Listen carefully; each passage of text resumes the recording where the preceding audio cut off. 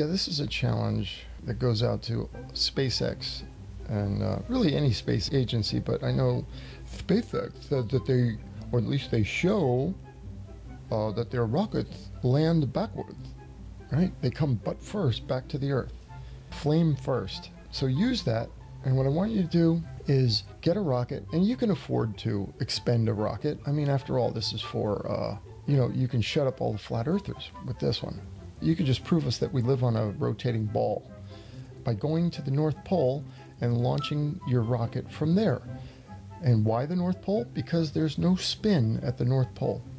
It's basically completely still, right? There's no movement to speak of, zero. So you can launch your rocket straight up, get above the atmosphere, or the rotating atmosphere, and now you are in inertial space. So fix yourself on the stars that in your model are not moving, right? It's the Earth that's moving. Head down to the equator, fixed on a star, and the ground should start rotating underneath the rocket from west to east, and the atmosphere, the air, should also be rotating at ever faster speeds, right? So when you get to the equator, it's got to be moving at 1,000 miles per hour.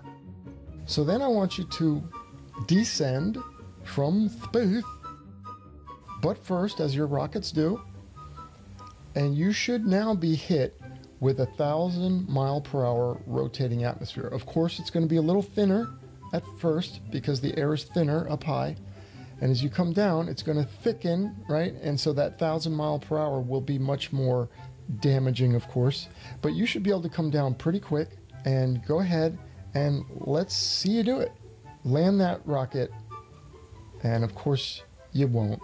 And this is, again, to show the absurdity of this whole thing, that the Earth is a spinning ball. Okay, so again, here's my challenge. SpaceX, go to the North Pole, launch your rocket straight up, until you get above the atmosphere. Okay, now you're free in inertial space, and you can fix yourself on the stars. All right, now head down to the equator and show that the Earth rotates out from under the rocket. That'd be great. And so, of course, we won't see that happen, but when you get to the equator now, you're going to descend bottom first like you do. And it's okay, expend a rocket. So what? You guys can afford it, and you can shut down the flat Earth movement with this. Okay? So, of course you won't do this, because you won't see this.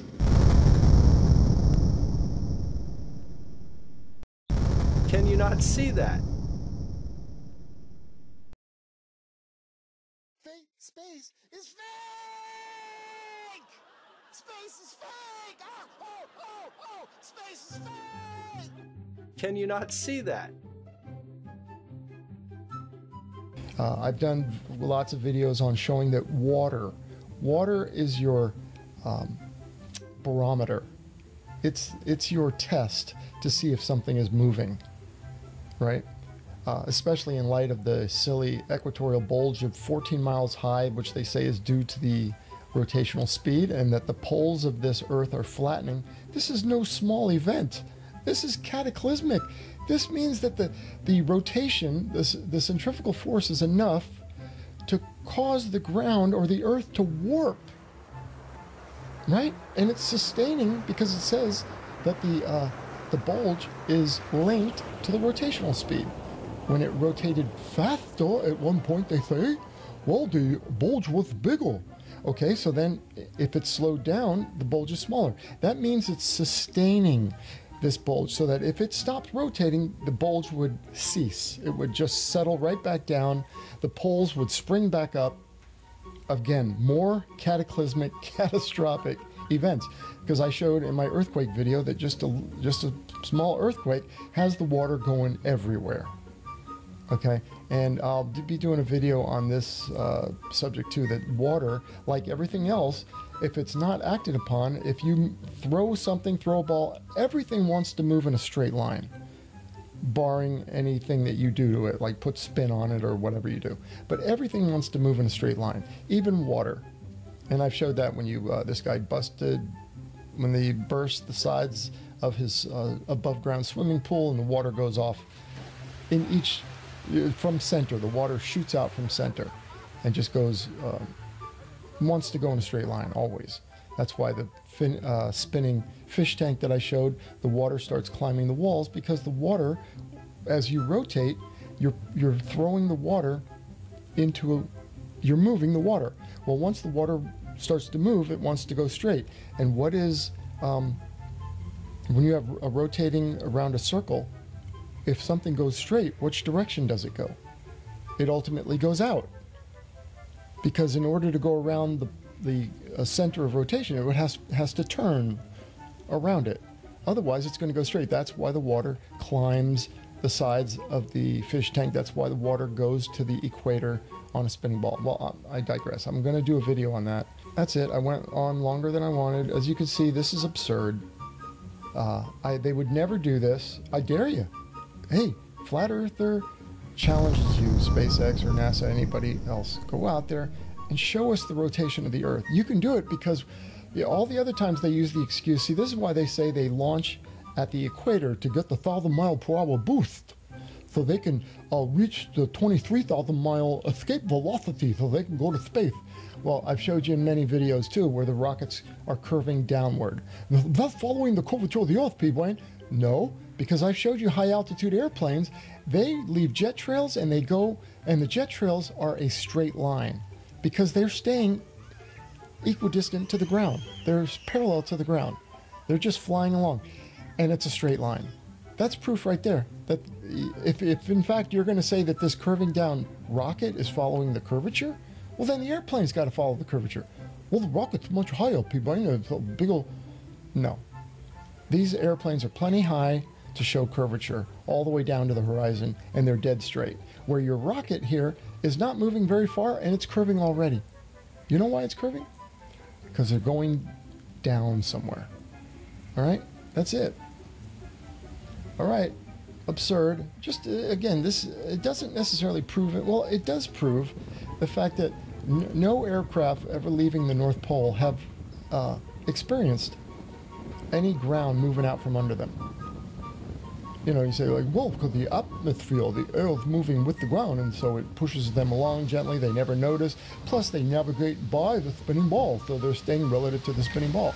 Well, I'm sure some people have taken off on a more westerly route that would, or maybe they took a big curve out of the North Pole, a gentle curve to the right, which would take them on a westward track, and that would be similar or the same as what it would look like if you were following the stars. So the ground would rotate out from under them, yet nobody's ever made this claim. It's like the mountain shadow. I keep digressing because I'm just it's one on top. We have so many proofs. All the fake space stuff, of course, air bubbles, harnesses, CGI disappearing and reappearing, and yeah. I have that guy who came in and said he's an underwater guy, and he went to the NBL, the Neutral Buoyancy Lab, and he said, I descended into the clearest water I've ever seen, and it looked like a movie set down here. Practicing, you know, with all the cameras going, you know, like 3 cameras, and yeah. So you still don't believe that this could be filmed down here and shown to us as actual spacewalks? Let's see Jonathan Bird's thoughts when he entered the NBL swimming pool. Today's adventure takes me to the Johnson Space Center at NASA in Houston, Texas. And I'm standing on the International Space Station! And check out the oh-so-subtle smirk right there. Hee hee. I descend into the clearest water I've ever seen, and it looks like an underwater movie set, like an underwater movie set, like an underwater movie set. Of course it does. That's why we have bubbles in space, because we have bubbles underwater. Yeah, I know. I'm rambling. I could go on. I know it's tough to talk flat Earth when there's so much garbage going on in the world right now. But, all right. Let's wrap this up. That's it for now. I'll be back with some more. Okay, everybody. Take care. Bye.